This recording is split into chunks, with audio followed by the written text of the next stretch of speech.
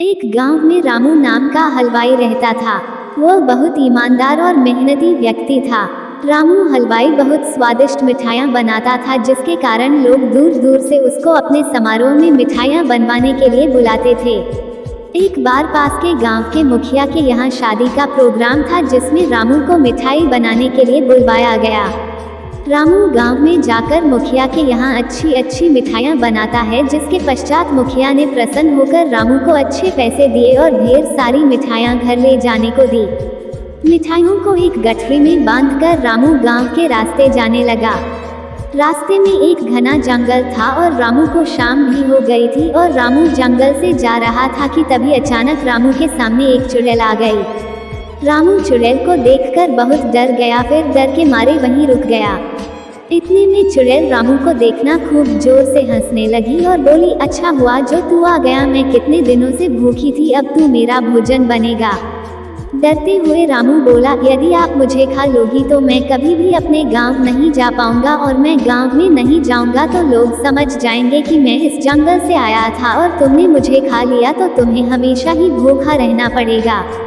यदि मैं तुम्हें अपने बदले खाने के लिए कुछ दे दूं तो। रामू की बात सुनकर चुड़ैल बोली, तू क्या दे सकता है खाने में जिससे मेरी भूख शांत हो जाए। तो फिर रामू ने गठरी में बंधी हुई ढेर सारी स्वादिष्ट मिठाइयाँ चुड़ैल को दे दी। चुड़ैल बहुत भूखी थी तो उसने उसी समय मिठाइयाँ खाना शुरू कर दी। मिठाइयाँ खाकर चुड़ैल बोली, यह मिठाइयाँ बहुत स्वादिष्ट है और मुझे बहुत अच्छी लगी, इसलिए मैं तुम्हें जिंदा जाने दे रही हूँ, लेकिन मेरी एक शर्त है कि तुम मुझे आगे भी मुझे इन मिठाइयों को लाकर दोगे।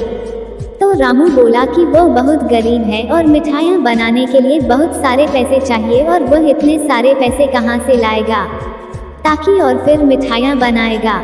रामू की है बात सुनकर चुड़ैल बोली, रुको, मैं तुम्हें सोने की मोहर देती हूँ, जिनको बेचकर तुम मिठाइयों के लिए सामान खरीद लेना और मिठाइयाँ बना लेना। इसके बाद चुड़ैल अपनी गुफा में जाकर ढेर सारी सोने की मोहर लेकर आती है और रामू को दे देती है। रामू सोने की मोहर देखकर आश्चर्यचकित रह जाता है और वह चुड़ैल से मिठाई लाने का वादा करके अपने घर चला जाता है। इस तरह रामू ने अपने दिमाग से अपनी जान बचा ली और यह सारी बात अपनी पत्नी को बताई, जिसके बाद उसकी समझदार पत्नी ने रामू को दोबारा उस जंगल से आने के लिए मना कर दिया। इस तरह रामू की जान भी बच गई और रामू ने सोने के सिक्कों को बेचकर अपना जीवन अच्छी तरह से जीने लगा। लेकिन रामू और उसकी पत्नी की बातों को उसके घर पर दूध देने वाले ग्वाले ने सुन लिया, तो वह वाला सोने के सिक्के वाली बात अपनी पत्नी को बता देता है। ग्वाले की पत्नी बहुत लालची थी तो वह बोली कि आप भी जंगल में मिठाइयाँ लेकर जाना और चुड़ैल से सोने की मोहर लेकर आना। फिर वह ग्वाला जंगल में जाने को तैयार हो जाता है।